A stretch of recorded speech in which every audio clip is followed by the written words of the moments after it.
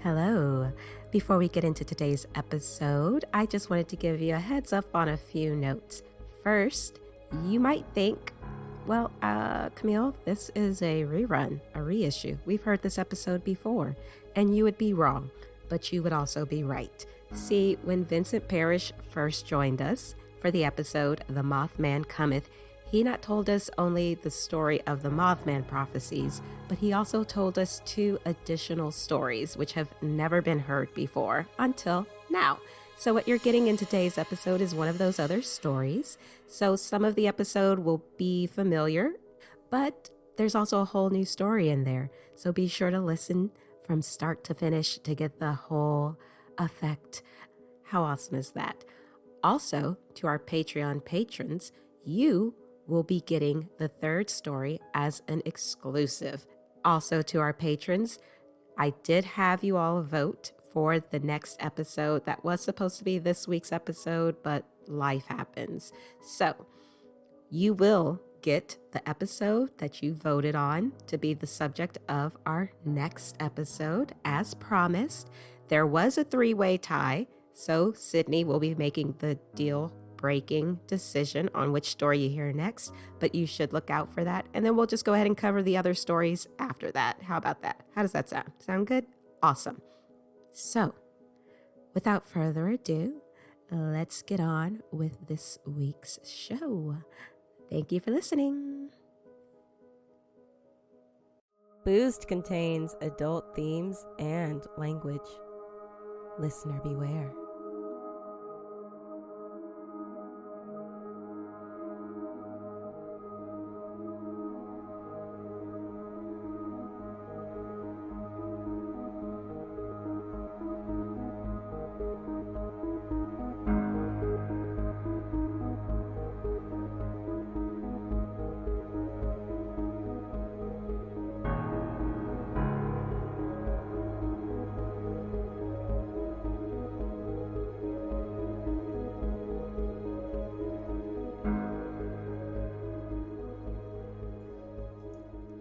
Hello, and welcome to another episode of Boozed, where we get supernatural and shit-faced.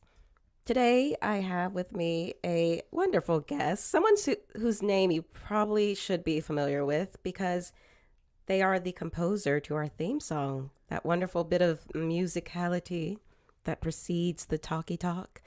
And I meant to ask this before. Do you prefer Vince or Vincent? Either one. Either. I should probably start doing Vincent. Vincent Parrish. Or like do a professional thing, right? Yeah. Well, Vincent Parrish is in the house. Hello. All right. Okay, cheers. Cheers. If you ever meet me, call me Vince. It's totally cool. But Okay. I'm going to, on paper, I have to do Vincent, I guess. I mean, I'll call you whatever you want within reason. Funny story. If I ever get somebody on the phone and they're saying, and I say, hey, it's Vince with blah, blah, blah. How's it going? Or, hey, this is Vince. They say, hey, Ben, how are you? And there's an extremity I've gotten, which was, here's the worst one I've gotten. I ordered delivery once. It arrived. They had written my name, and it was Z-I-N. Oh, I'm sorry. D. It was Delta as the first. So D-I-N-Z-E. Dins. Dense Parrish. Dense. Sure. I hope I'm dense in a good way. I didn't want to make that joke, but since you opened it up, thank you. I know I'm pretty dense. Vince Ben Dents. Tell Tell the people a little bit about yourself. Who's what's a Vincent? I would say, what do? I do audio. I do audio design. That's kind of something I've been doing for probably 15 years. I do music. That's probably the first thing I started. I'm sorry. Let's reiterate. I started with music for 15 years or so. I had done composition for a long time. Probably in 2003, a friend of mine showed me a digital audio workstation, which is this pretty cool piece of software that can allow you to do pretty much anything with audio, and it's very user-friendly when it comes to music. And so I picked up on that. For a long time, I wrote music just for fun, kind of taught myself, and over the years, I have written a lot of music, and now I am slowly angling towards audio design in the gaming development, gaming community. something I'd like to really break into is creating the atmosphere for a visual entertainment experience that is interactive. Yeah, that's a lot of big old words right there. But an interactive experience that is visual. That's something I think that audio is the largest aspect of immersion, in my opinion. At least in the games I played, the movies I've watched, the things, a lot of times audio was the biggest convincing agent, if you will, that kept me, or that drew me in. Whew. Excuse me. Audio is the biggest thing that I think can pull something out of your soul. I think a visual I would say visual is 50-50. It's half. But I think that a huge portion of that is what your ears get out of the mix. So spoken like a true composer, musician. That's what I hope to do one day, as a profession. So awesome. It's been a hobby. I've been very fortunate to have a lot of work. So here I am. And you, of course, have used a little bit of my work. I'm very, very thankful for that. Well, thank you for allowing us to use it. Of course. No, very generous of you for free. Was that free? That was. I feel like it'll be free until you see how much our Patreon starts making, and then you'll be like, listen. No. That is yours to keep. Maybe I need to drop another contract for you to sign today. Forever. In perpetuity. So what are you drinking today? What's in your cup? I brought some Blood and Honey's Revolver. Local, right? I think so. Yeah. Honestly, I'm embarrassed. Granbury, Texas, I see. I should know. Look at you. On the back, because I was reading the bottle. I should know. I should know that. But hey, it's pretty damn good stuff. Good. Gets the job done. I myself am drinking a Strongbow Gold Apple, which, are you familiar with Strongbow at all? Yes. Okay. In name alone. Gotcha. I didn't drink for a very long time. And then when I started drinking, was also around this time I started dating an Irish man. And I mean that literally. He was from Ireland. And he told me that Strongbow is what they drank when they didn't have enough money for Guinness. Because the alcohol content volume was pretty damn good. So you could get really messed up really quick on a 4-pack, which is how they used to sell it. They used to sell like tall boy cans, 4-packs is how I used to buy Strongbow. And I used to get fucked up on Strongbow. This is not the same though. The what I bought today is not the same, unfortunately. So it's a little blech. But anyway, that's what I'm drinking. A good classic. This one only has like 5% alcohol. Well, I think the original ones had like closer to 10, 8 maybe. I don't know what these have. I think it's 7. Yeah, it is 7. Actually. Oh, this is really weak then in comparison. Damn. Well, there's a couple more in there. I don't like beer though. That's all right. I'm not insulted. That's until I leave, and then I'll be insulted. Please. It's okay. Save your outrage until you have left my home. I was never a beer person. I think eventually I had an IPA that actually blew my mind. And there's so gross. This is the weird fucking thing with beers. And am I allowed to cuss? I can cuss. We can cuss. You can curse, yes. So it's the weird fucking thing with beers. I hated IPAs. I hated every one I ever tried. I had one that was New Mexico brand or I forget what the hell the brand was. It's a yellow can. It's got anybody from New Mexico. It's got, I think, the flag on it. For the life of me, I can't remember what it is. But it was Arizona tea brand. Honestly, no, sorry, that's Arizona, not New Mexico. That was a dumb joke. Arizona, I'm sorry. Somehow Arizona worked. It's all the same, right? Yeah, whatever. Same little quadrant of America. That might be insulting to some. I'm sure. Well, good. Everybody has to be offended at some point, right? Absolutely. You can only you can only take offense. You can't give it. Is that the? I have no idea. Yeah, we're gonna move past. We'll move past. So this beer, I had it once. I hated IPAs. I had this IPA, and then the next day, I just liked IPAs. I don't know. Every IPA I've ever had since then has been at least drinkable. Really? And it's kind of become the one I like. Obviously, Red or Revolver Blood and Honey is not an IPA, but easy there. Excuse me. It's a Revolver. No, I made a mistake by drinking something with any kind of carbonation because I'm also doing the same thing. I've got some spooky things to talk about. All right. They do have a personal tie, in a way, only in that when I was a kid, I was kind of an idiot, and I elected to scare the shit out of myself a lot for some reason. Because I was bored, it was late at night, the internet existed, it was in its infancy. And Google was probably just around, YouTube maybe not quite yet. And a lot of the stories I think I'm going to tell you, let's see, I think all of these stories I learned about ultimately before YouTube, which was around 2005. Infancy of the internet, it was pretty freaking scary. Being a 12-year-old or 10-year-old and late at night, going online and searching things up, looking up what I'm about to tell you. There's this idea that I think it's universal. Between 3 and 4 a.m. or between 2 and 4 a.m. is the scariest time in the universe to ever look into any of this shit. But that's when you're going to do it. That's when you're going to do it because... Witching hours. Yeah, exactly. What's our topic? What are we getting into today? I've got 3 tales. All right. I'm going to talk about. Each tale is sort of an urban legend. And each of these sort of urban legends scared the shit out of me when I was a child.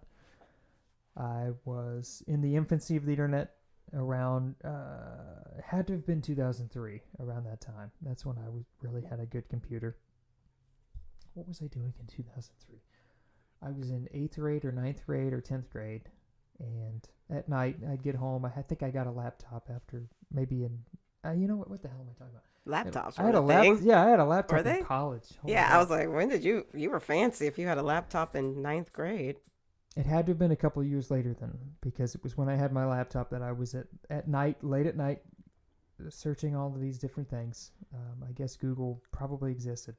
So this was probably 2005, 6, 7. But somehow I happened upon these different stories that I'm going to tell you tonight. And they scared me a lot because I was a kid and I shouldn't have been doing that. I should have been should have been like me playing Sims until 4 a.m. I did all that night. Shit. Sims was so good, man. Man, are they making a new Sims soon? Seriously. Rosebud for all those who the cheat. Who are in it. Yeah. What is it? The one colon, semicolon. You build a room without a door. God. You put your sim in there and you burn the house down. Stop it. I was trying to be an astronaut. I wasn't killing my people. Come on. Yeah, well. But anyway. You still killed them out of accidents. Oh, good times. All right. So I've got 3 stories. 3 stories I'm going to dish. The first one revolves around the Philadelphia experiment. So the Philadelphia experiment was an interesting story about this naval warship. Specifically, it had a class. Hang on. The warship had a class. Hang on. It was a destroyer escort. So there originally were destroyers that weren't quite as nimble as this son of a gun. This thing was a destroyer escort called the Uss Eldridge. And in 1943, supposedly some pretty crazy experiments were done with it. And that's what I'm going to talk to you about. In 1943 in Philadelphia, of all places, what the title of this is called, the Philadelphia experiment. Are you ready to hear about the Philadelphia experiment? I am. Lay it on me. Excellent. We are ready. Are you ready for some weird shit involving teleportation? Ooh. Do you know of a person named Einstein? Sounds familiar, but I'm not.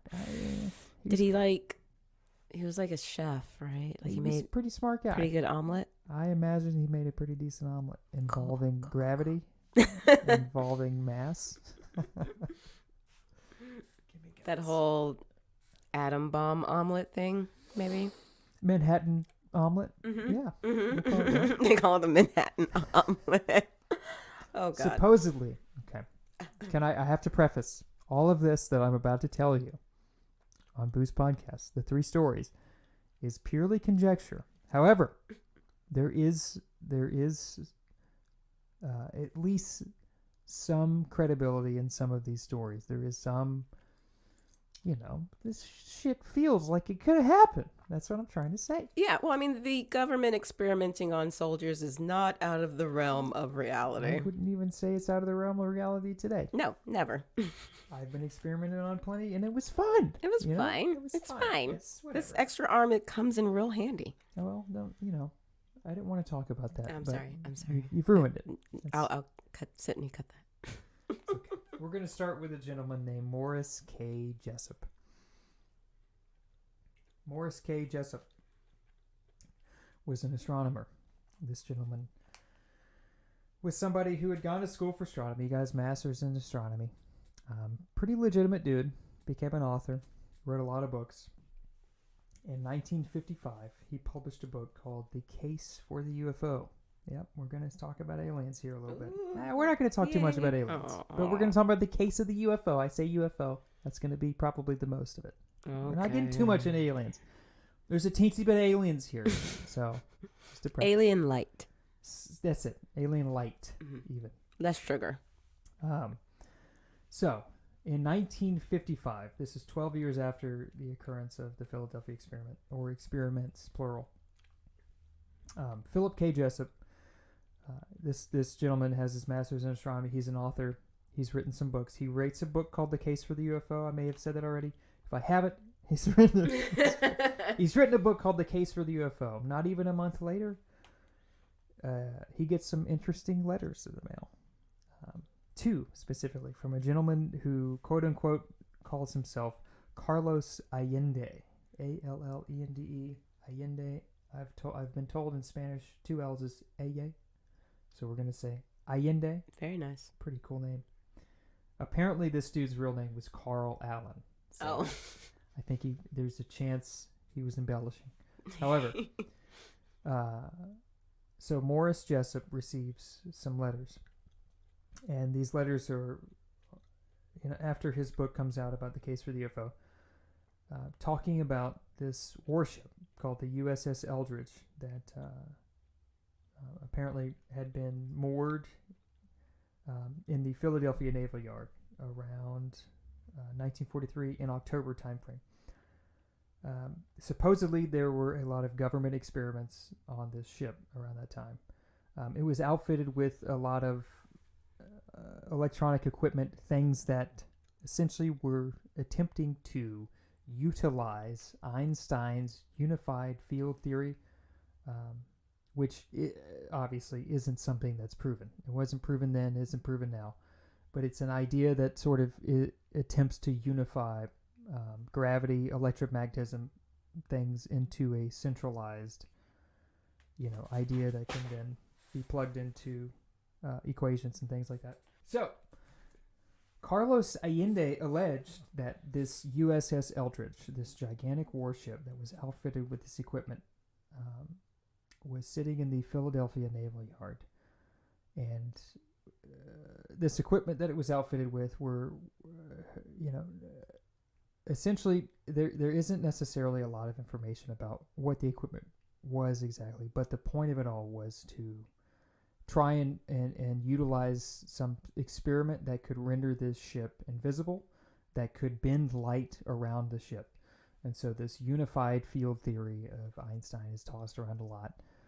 But the overall point is that electromagnetism combined with gravity, something or another. I'm not a scientist, I'm a layman. I would say I'm even barely a layman. The light is supposed to bend around this ship, and it's not seen on radars, it's not seen by the enemy, yada, yada, yada. Okay. Well, they throw the switch in October 1943, according to Carlos Allende, who sends a letter to Morris K. Jessup. They throw the switch, and the ship, the first instance, it vanishes. Green fog sort of encapsulates the entirety of the ship, and it disappears from sight. There's a few different accounts that can confirm this. Hopefully. There's a few accounts that can confirm this. It reappears very shortly after, and some things are weird immediately off the bat.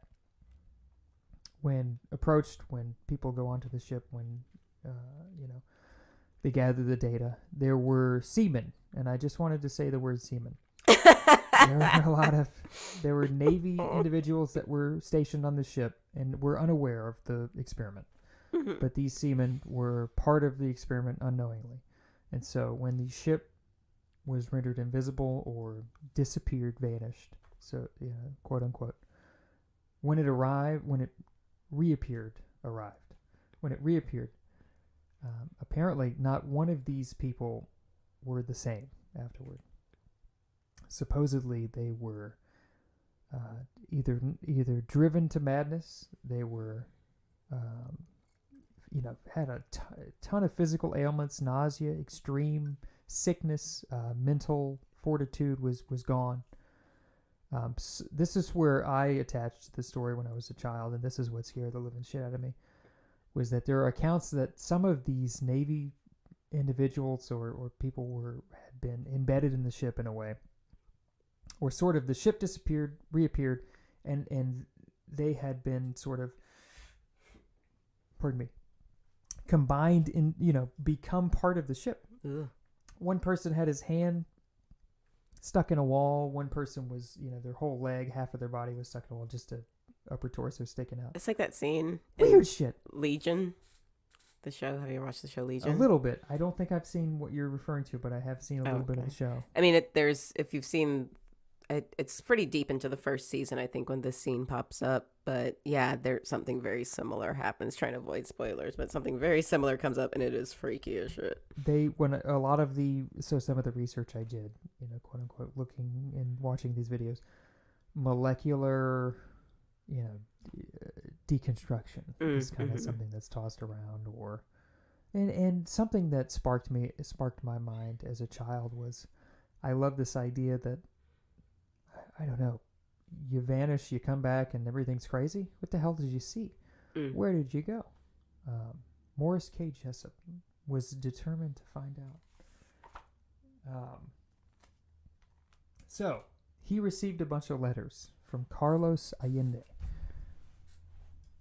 who alleged all of this stuff had happened.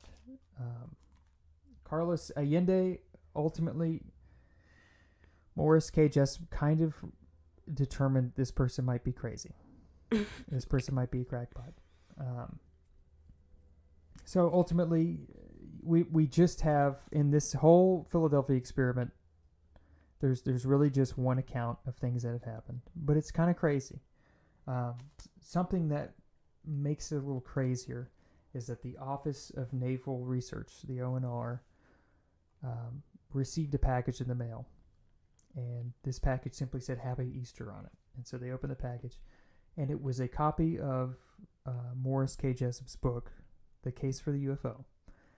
But this specific copy had, in all of the margins of the book, in every page, there were a lot of notes. There were annotations. There were different comments on what Morris K. Jessup had researched, and it appeared as though the Office of Naval Research had received a copy from some people claiming to be aliens, or some people claiming to be, some kind of supernatural entity. These people refer to themselves as gypsies in the margins. They refer to themselves. There were three separate entities. There was Jimmy, so this person was Jemi, Jimmy, and then there was Mr. A and Mr. B. And each of these people had sort of a correspondence in the margins of this entire novel throughout the end, from the beginning to the end, which Morris K. Jessup wrote this novel. And it's this is around the time that UFO stuff is kind of blowing up. Yeah. It's blowing up. The hills. Strictly, he's hypothesizing. He's thinking, what's possible? What is happening? What's going on? And so he's got some different ideas around what UFOs might be, what they are, what kind of technology could be powering them. And so these individuals that had submitted this novel to the Office of Naval Research,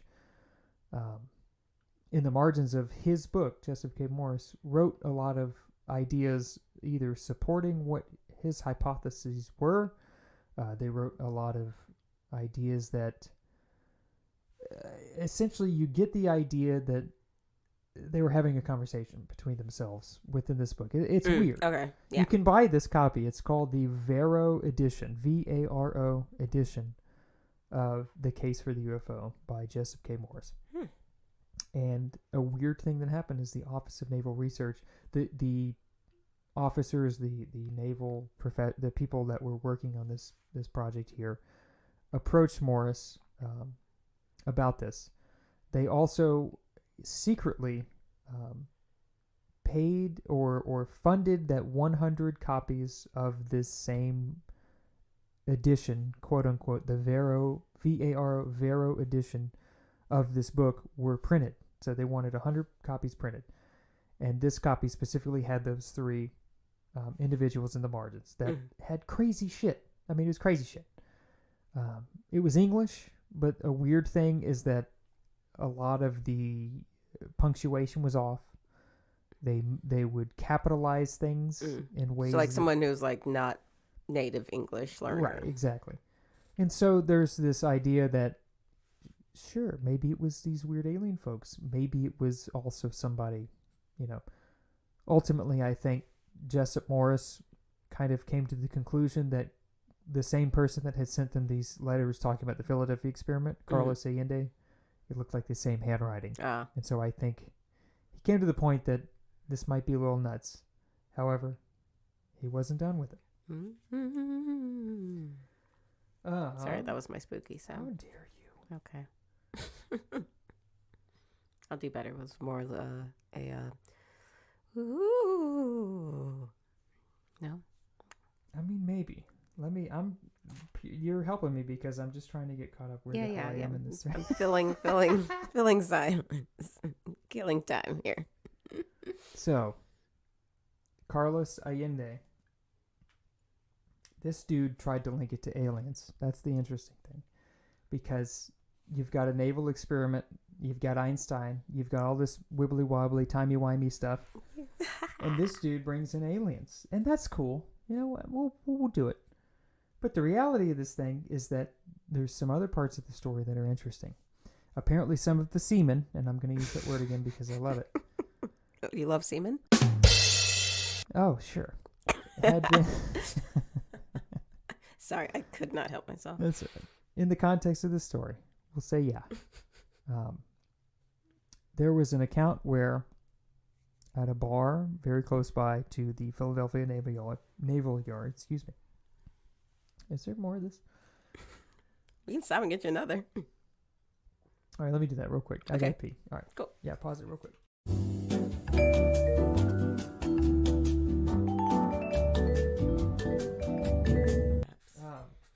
All right, so this fucking ship, right, vanishes or teleports. There's a bunch of different.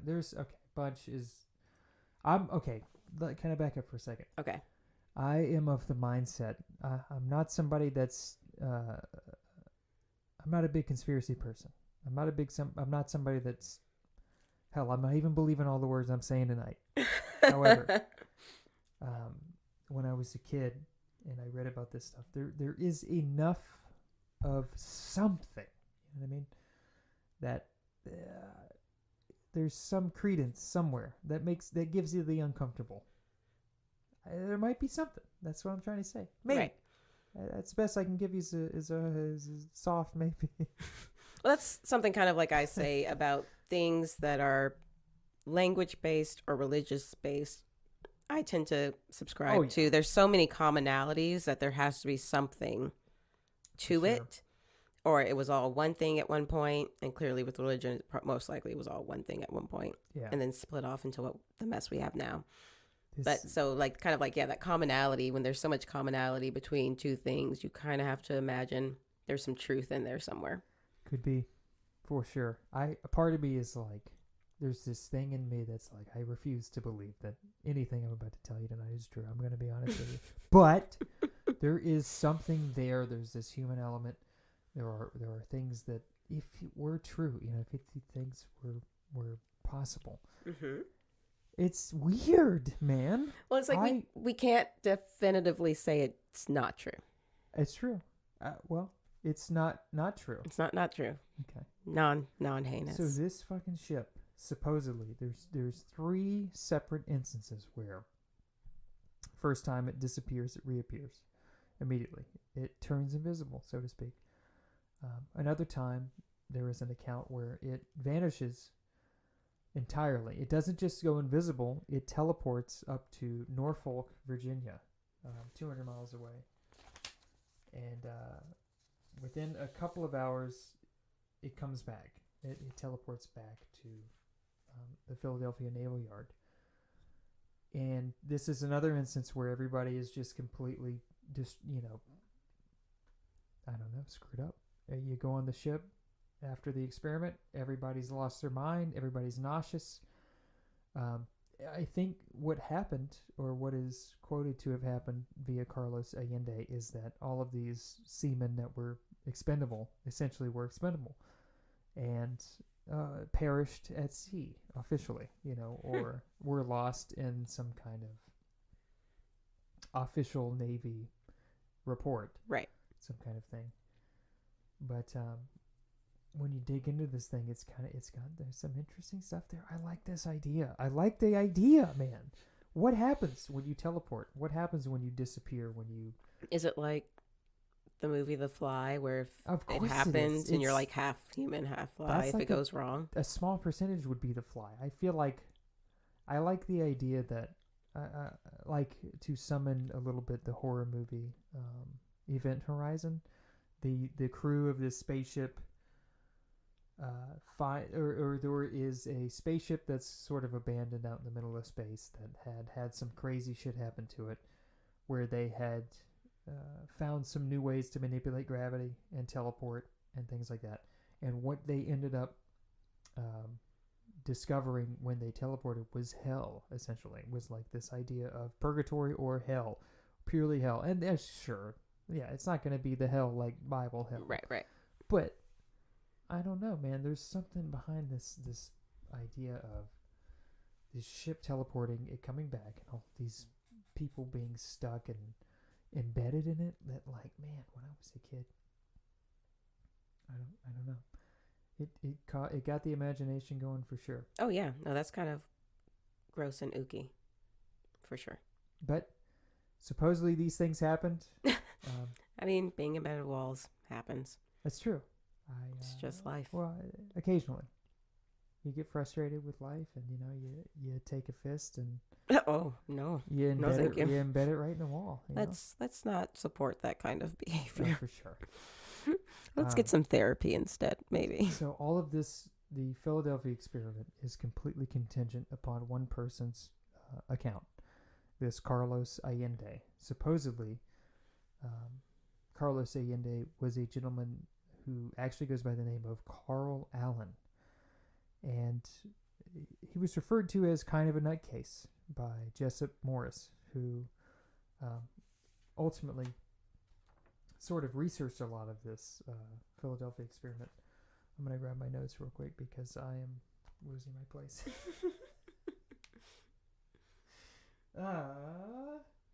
Let's see.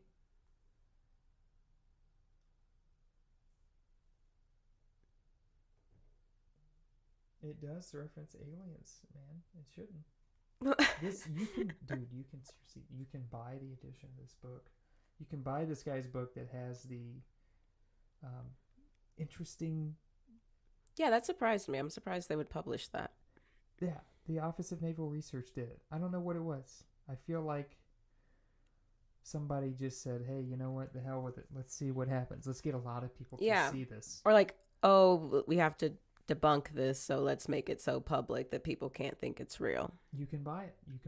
Like if it were that big of a real deal, clearly the government would have it like redacted to shit. Another interesting part is, why did they take an interest in that, or why did what the official Office of Naval Research reached out to this writer or this astronomer who had received these letters from Carlos Allende, who spoke of, these experiments happening, and they were doing their due diligence or whatever, quote unquote. Maybe, back then they were supposed to do that, but it's still kind of like, what the hell are you guys doing? I don't know.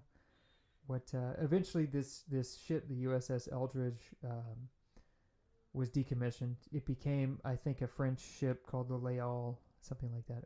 It was destroyed for scrap metal. I think in the late 90s, early 2000s, something like that.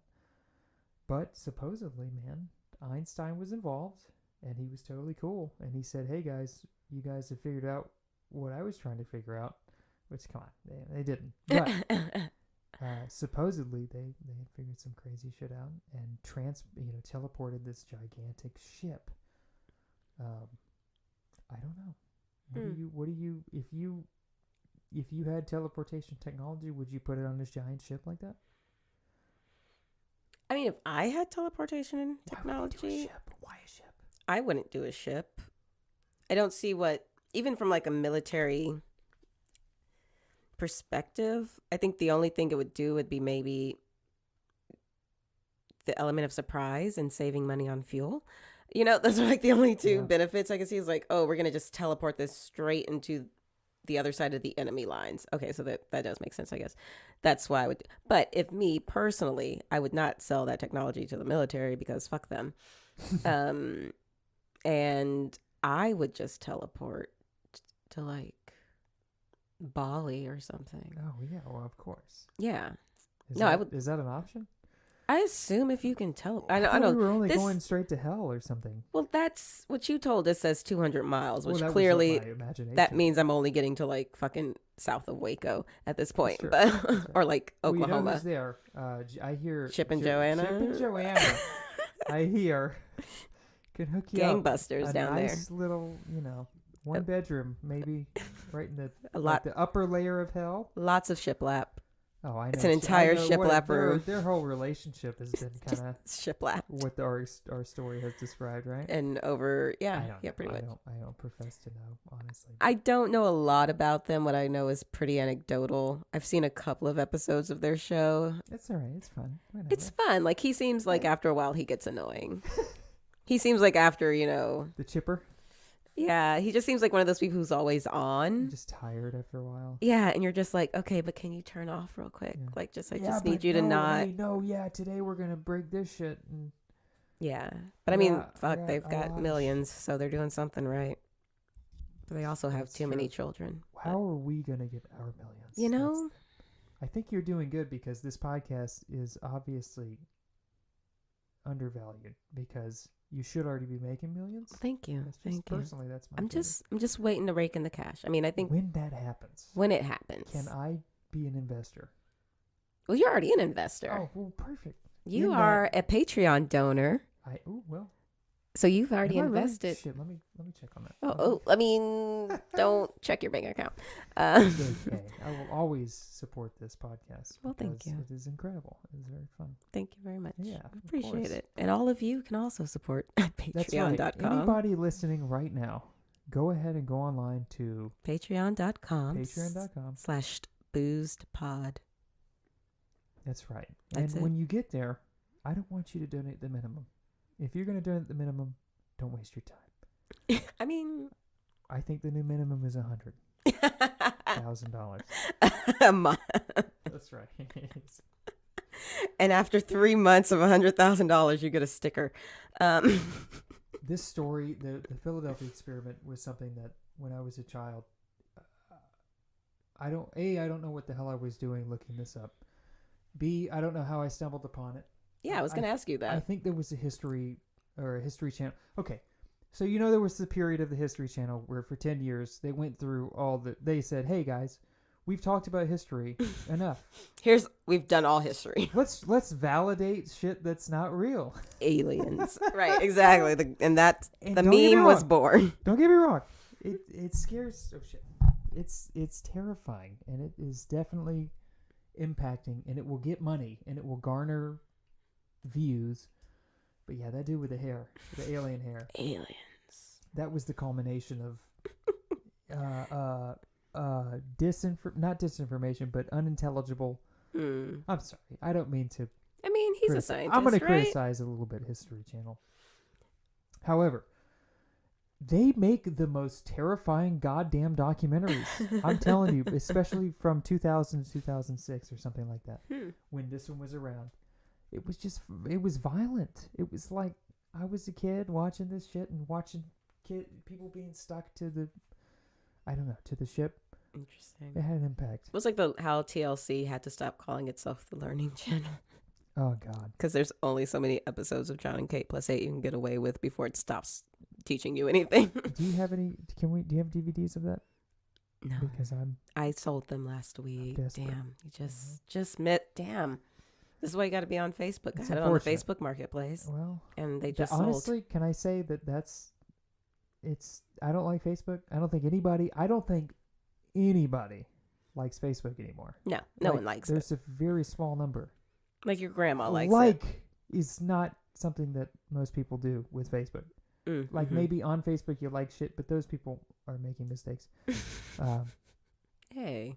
However, follow us on Facebook. follow us on Facebook at facebook.com/ here's my Boost search Pod. It what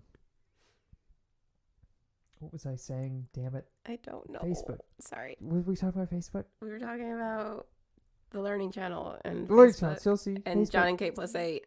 John and Kate plus I have 8. no idea where you were going with that. Shit. That's all right. We can edit all of this out. In Okay. Post.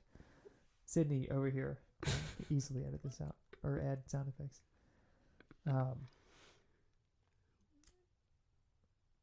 But anyway. Let me drink some more. Yeah, drink That's some more and see if good. it comes back to you. That's how that works, right? The more you drink, the more you remember. The more you drink, the more you know. Mm. Da-na-na-na. I'll add the actual sound It should effects, but it also sounds be good. There should be a G.I. Joe meme in here somewhere. G.I. Joe. Well, you can't do memes in audio. What meme could you do in audio? Well, memes are pictures, so none. Maybe Is it defined as a picture? I thought a meme could be anything. I thought it was the idea. I'm pretty sure it's just a picture, though, right? A meme? A meme is a picture. And a GIF is a moving picture. A GIF? With no sound. I've got you some GIFs for your birthday. Thank you. Very I welcome. love it. It's so sweet. It's coming up. All right, so back to the Philadelphia experiment. It was kind of spoopy, and that's kind of the gist of it. Like, the funny thing about this whole story, Carlos Allende is the one person that really has all the information about the Philadelphia experiment. So what has happened to him, though? Like, did anyone, arrest him, interrogate him, put him in a hospital? Everything that I researched, he's a very hard person to get a hold of. He vanished. Of course you would be. He wrote in letters, and nobody could ever get a hold of him outside of that. I feel like he's like that Mel Gibson character in the movie Conspiracy Theory. Oh, of course. He puts the bottle on the door handle upside down. And then, if someone comes, he already has the escape hatch in his apartment. Right. But that was before the internet. That's true. Was that before the internet? I think it's early internet. Early internet. 2000. Because I feel like he was on a computer at some point. Had to have been. But anyway. It was a conspiracy theory, if anything. I just remember a very good Lauryn Hill song at the end of that movie. That's all you needed to know. Can you sing it for me? Ooh, no. That sounded like it. That was it. That's good. It's accurate. Thank you. I get told I sing like her constantly. Jessup Mack is an interesting person. There's something interesting about what happens to him. Supposedly, he kills himself. Oh, okay. Yeah, it's kind of weird. Baby. So he was researching the Philadelphia experiment. I think he had some rough times, quote unquote. He had a questionable suicide. His relative, I think his closest relative was like a sister or something like that. And I think the idea was that she maybe expected that he might have killed himself. And so it wasn't that out of the ordinary. But there are a lot, and by a lot I mean a few, people that speculate that perhaps his death was a little bit strange. After, obviously researching all of the Philadelphia experiment, quote unquote, what happened to this weird ship. So anyway, that man is now dead, and I don't think there is too much more left on that story. Well, all But right. what if, I just like this idea of not what the hell happened if you're going to develop teleportation technology Mm-hmm.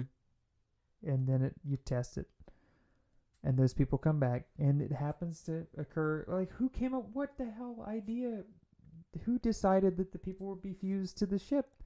Who came up with this idea? That's a really good Why wouldn't they idea. just be lost or just all die or just That should something be less traumatic? there should be another movie. I think there was a movie made 1984 called The Philadelphia Experiment that was based on this story very loosely. Not a very good Rotten Tomatoes score. But it's an interesting little urban legend. Okay. It's got some history. If you'd like to do a little bit more reading on it, definitely Google Morris K. Jessup or Carlos Allende or Carl Allen. It ties into aliens a little bit, which is I kind of left a little bit of that out. Honestly, it needed to be left out. But I've got another story for you lined up. Well, then. The next one's a little spookier, honestly. The first one was a little sci-fi. We're going teleportation technology. We're going potentially time travel. Mm-hmm. One little element I just remembered that I left out completely the whole fucking story was that when the ship teleported and supposedly returned to the Philadelphia Naval Yard, 10 minutes, it had traveled 10 minutes into the past. So the clocks on the ship had been 10 minutes before what they were. Interesting. We'll see. Whatever. People time travel. People go through space. They move around. Happens all the time. Weld to the ship and they're not humans anymore. And, it's cool. I think if anybody would be proud, it would be easily H.P. Lovecraft would probably be pretty proud of that one. Mm-hmm. I've always liked his work. I think he's a profound racist piece of shit in real life, apparently. Oh, well, that makes me feel bad for owning one of his books. Sucks. It sucks. Don't look into it any further. However, okay, should I read the rest of the book, though? Something interesting. He never has racism in his stories. Well, that's nice. But he's really racist. Okay. I guess we could say that about a few people that we maybe don't know about, that's though. True. It's probably a lot true, actually. However, that dude has this idea of horror that I think is the best thing that could exist for... I mean, racism is horrific. There you go. Outside of his stupid human existence, the stories that he told, and I'm not justifying Roman Polanski, fuck that guy, and I'm not justifying H.P. Lovecraft, but the ideas of this sort of horror that's cosmic, this horror that's larger than life, larger than the planet, larger than the solar system. That's like the scariest shit to me. H.P. Lovecraft, I think, nails it in a way with these ideas of geometry that doesn't make sense, physically things that don't visually make any sense whatsoever. I like the idea that he has tying it into this Philadelphia Experiment where they teleport and they see some shit that, Yeah. What did they see? Something happened. And then they lost their minds. I don't know. Just think about it. What happens? What does happen? What happens? The Philadelphia Experiment. To summarize, interesting giant ship teleports. Who the hell knows? Who knows? You should do some further reading. No way to know. The listener. No way to know. So let me ask you this before we kind of wrap up. What are some of the things that you believe in supernaturally? Like, do you have opinions about ghosts and vampires? Is it something that you typically ascribe to? Or do you kind of are you very a reasonable person who's like, no, or what do you believe it is all? That's a very, very interesting question. And I will answer in that I could never profess to know what truly is going on beyond what my mind can contain or encapsulate. So I'm open. I'm open to things. I'm open to occurrences. I have not been convinced of anything paranormal currently. I've had some interesting occurrences. I've had some friends tell me stories that were like pretty scary, honestly. I had a friend that told me a story. Him and two other friends went to a cabin and they opened the door to the cabin. None of the lights worked. The power was out, but it was freezing cold, even though it was summer inside the cabin. They didn't know what to do, so they were going to leave, and there was a dark figure that appeared and started coming out of this cabin, or came out. They were back at the car, I think. They would come back down out of the doorway, down the front porch, and come to the car, and they had seen some dark figure coming towards them. It came right up to them, and that was about the time they decided they were going to get the hell out of there. And so they ran, and they said they saw some other strange glowing lights in the forest. Yeah, this could have been a whole fucking story right here. But I like to believe my friend that some crazy shit happened. I've never had anything super crazy happen to me. My mom has a little bit. But I have an idea that, I don't know, everything moves. Everything is moving. Even if you're dead, everything's moving. All the atoms that make up what you are moving. And it will eventually become something else. I think truly the idea of fear is a human concept. It exists in nature. Reactions are what exists in nature. But I think good and evil, it's weird to consider that that's not a real thing. Good and evil isn't real. It doesn't exist outside of humankind. No animals have good and evil necessarily. Necessarily. Right. Certainly, some animals have positive, negative. Certainly, some animals have comfort and discomfort. This is all my stupid bullshit ideas, by the way. So please don't take any of this serious. But in my opinion, I think things are simpler than what everybody sees and feels. Everything's moving in a direction. Everything will move in a direction. All of the reactions will occur in a certain direction. Not to say it's time to give up and just sit and wait. There is certainly an amount that we can affect. I think humans can affect great change. I think great positive change can come.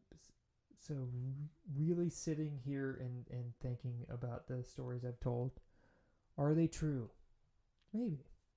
There's certainly some people that think they are. There could be value there. Could be at least something to learn. Yeah. I think that's probably the point of everything. I'm getting a little rambly and maybe I need to drink that last beer. What was the question? I think you nailed it. All right, cool. Well, thank you so much for sharing those awesome stories with us. Of course. All right. So where would you like the peoples to find you on the social medias? Do you got the Instagram-grams? Do you got the TikToks? If you go to www.internet.com. World Wide Web. I don't know. I don't have GeoCities. I don't have a huge social media thing currently. I would say on Instagram, Sounds You Can See. All right. Is my Instagram currently. What I'm doing right now is I'm not in a rush to have some presence. If I can get to that point, I'd love to have it, but I don't necessarily want a social media presence. I like to have an Instagram where I can take a picture of a place, and while I'm there, I'm recording ambience. So I like the idea of capturing sound, taking a picture that encapsulates what that sound was, and uploading it, and then eventually slowly I'm going to try and develop better ways of having a presence. But currently, I'm not really super heavy on Instagram. I guess, hell, any social media presence. That's probably a good thing for the most part. It's not bad. It's not too bad. I like making sounds. I like making music. I do that regardless of whether people want it or not. And so I've been very fortunate that some people do want it. And so I think, come check me out. Instagram. What is it? Add sounds you can see. That's what you told us a minute ago. So I don't know. What else do I have? If you go You to have SoundCloud? VincentParrish.com. Go Alright. there. Listen to. I'm sorry. That's actually my portfolio. That's not my SoundCloud. You go to VincentParrish.com. Check out what you're going to see. You're going to see some sweet fucking art. You're going to scroll down a little bit. You're going to find some music. You're going to find sound effects. You're going to get everything you fucking need. I guarantee it. So that's my sales pitch. Awesome. That was perfect. Jesus. Got us hyped. I think we're good to I go. think probably, yeah. There's not too much more. Were there any questions from the audience? Write in with your questions. They write them in. Hey, Sorry, they write. I'm thinking of doing a little bit of changes here and there, so maybe that'll be part of. But do let us know where you listen, how you listen. Share us with your friends. Yeah, please. Share it with at least one friend this episode. And reach out to me anytime if you have questions about the stories I told, anything. vinceap@gmail.com. Oh, damn. He dropped the email. If your ass needs music or sound effects or both, that's all I'm providing. Give me a shout. Absolutely. I can endorse that. I'm more than happy.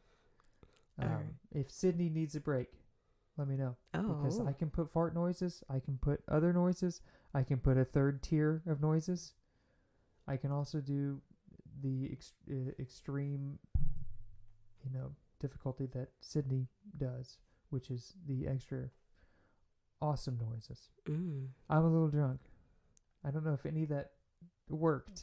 I don't know. I might have to cut that so she doesn't seek you out and murder you. Basically, for trying to swoop in on her job there. She's better than me was what I was trying to say. Gotcha. Okay, gotcha. cool. She'll accept that. Okay, good.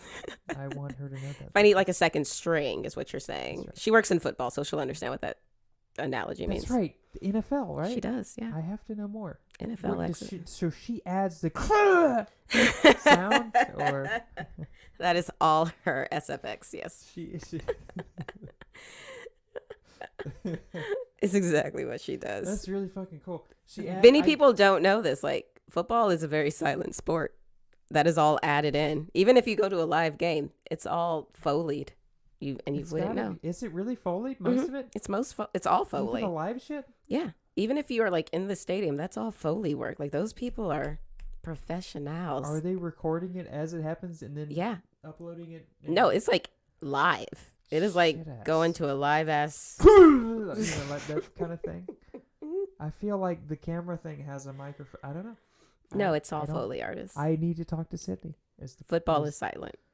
Little known fact. The NFL might hunt me down for revealing that. They probably have. You heard it here, folks. So many fucking sound effects already that they just reuse a lot of them and they manipulate them. I'm sure. So it's distinct. Okay, I'm taking what you've said as fact. As fact. So as you always should. Just kidding. Take nothing I say as fact on this podcast. Sydney, you're amazing, and I want to hear more of your work. Well, that sounds like a great place to end this episode then. Thanks for listening. We'll see you next time. Thank you so much. Thank you, Vincent. For having me on, of course.